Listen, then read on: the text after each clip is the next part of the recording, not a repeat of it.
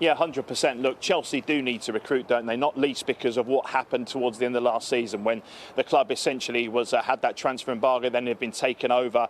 It meant that the likes of Antonio Rudiger and Andreas Christensen had left. They'd already agreed to go elsewhere. And it leaves them short of defensive numbers, there's no doubt about that. Thomas Tuchel has favoured playing a back three. Well, they're very short of centre-half, so Kalidou Koulibaly would fit right into that, wouldn't he? You have to say, 31 years old. And the difference this time, I think, now, we know from previous transfer windows that Napoli have been very, very difficult to do business with. Think back maybe 2 seasons, 2020, when Manchester City and Koulibaly were seemingly going to be united, and Koulibaly said that City, named City as one of 3 clubs in the world that he would leave Napoli for. No fee could be agreed on that occasion, and certainly Napoli played very much hardball with regards to the fee. The difference this time is he's going into the final year of his contract, and it would make sense for all parties when you consider that Juventus are the other team that are interested in Koulibaly, and certainly from Napoli's perspective, they'd much rather, I'm sure, he goes to play in a different league, so they can't come up against him next season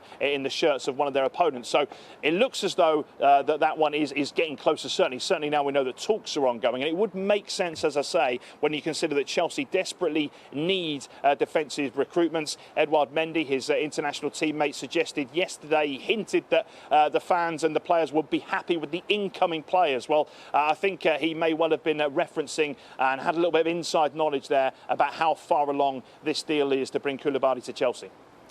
And finally, Ben, Chelsea, one of a number of Premier League clubs on tour at the moment. Where are they up to? What's happening next for them?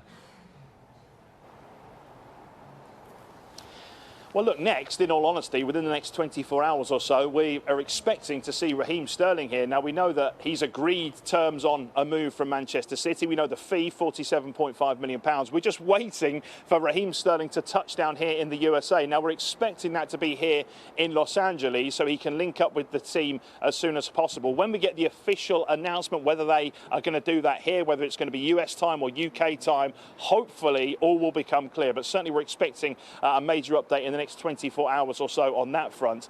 And then once Sterling's here, of course, the players will continue to train. We got to see them at UCLA, the big university campus here in Los Angeles in the north of the city. Got to see them being put through their paces. The second of 2 daily sessions. Now, it seems a bit ridiculous for me to talk about the heat here because we're only kind of in the mid-20s, and I know back home it's actually a lot hotter.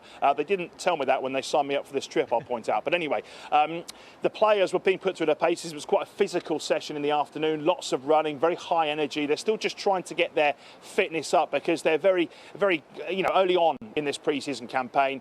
From here, they go to Las Vegas. That's on Friday, and then they play Club America, the Mexican side, in the Allegiant Stadium, the huge NFL stadium, home of the Raiders, in Las Vegas on Saturday.